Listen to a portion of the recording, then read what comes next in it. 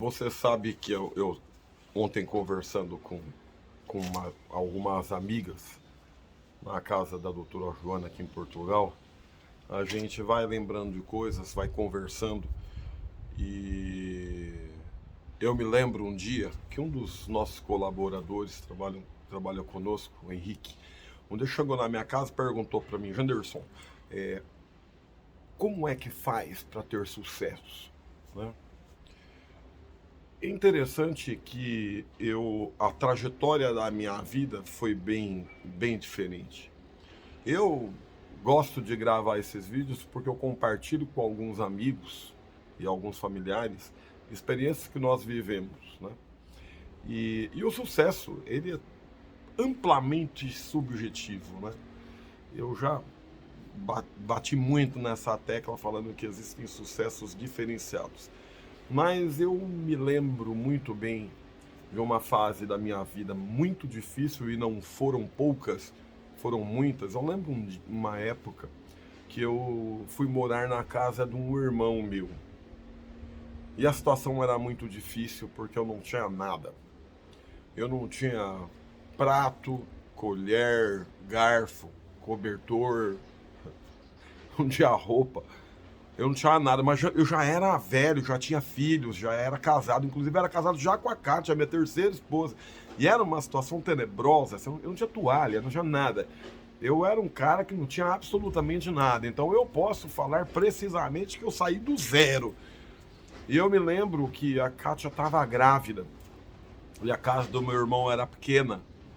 E nós dormíamos num colchão de solteiro, bem fininho, na cozinha da casa desse meu irmão.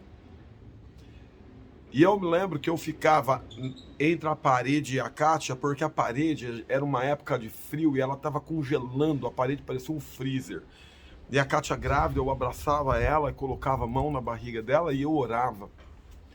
E eu me lembro que muitas vezes eu chorei ali. Eu falei: Senhor, me dá uma possibilidade.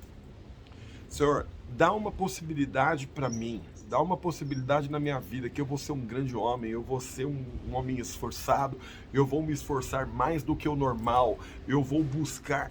E eu chorava muito porque eu já tinha outros 4 filhos. A Evelise, a Emily, a Bianca e a Bruna. E a Evelyn tinha 5. E cada vez que eu deitava naquele colchão, frio, com a minha mulher grávida, eu orava, eu chorava e clamava a Deus para Deus ter misericórdia. Os momentos difíceis na vida, eles servem para nos fortalecer. Eu não sei se eu seria o que eu sou hoje se eu não tivesse passado tantos momentos difíceis. Será que se eu não tivesse passado esses momentos, eu honraria a Deus? Eu poderia tratar mal pessoas se eu não tivesse passado por determinadas situações. Eu quero falar para você que naquela angústia, ali deitado naquele colchão, Deus sempre falou comigo: fica tranquilo, as coisas vão se encaminhar. E quando eu tive as oportunidades, xará, eu sempre trabalhei mais do que os outros, velho. Eu corria mais do que os outros, eu me dedicava mais do que os outros, eu aprendia mais do que os outros, eu dava valor. Nossa, quando eu comia uma picanha, eu dava valor para aquilo, como eu dou valor hoje. Interessante que para você ser grande, você tem que ter uma estrutura, uma raiz, uma história. Os filhinhos de papai aí é outra coisa, os famosos todinhos é outra coisa.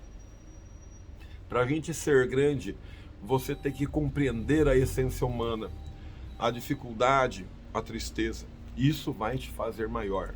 Então, se você está passando um momento difícil, calma, vai aparecer uma oportunidade. Seja competente, comprometido, mais esforçado do que o normal, que a obra das tuas mãos vão ser valorizadas e reconhecidas. Que seja um dia especial para você, que Deus esteja contigo, permaneça forte, porque as dificuldades são os degraus que nos levam para o topo. Que Deus seja contigo e vamos para o topo, porque é lá que a gente se encontra.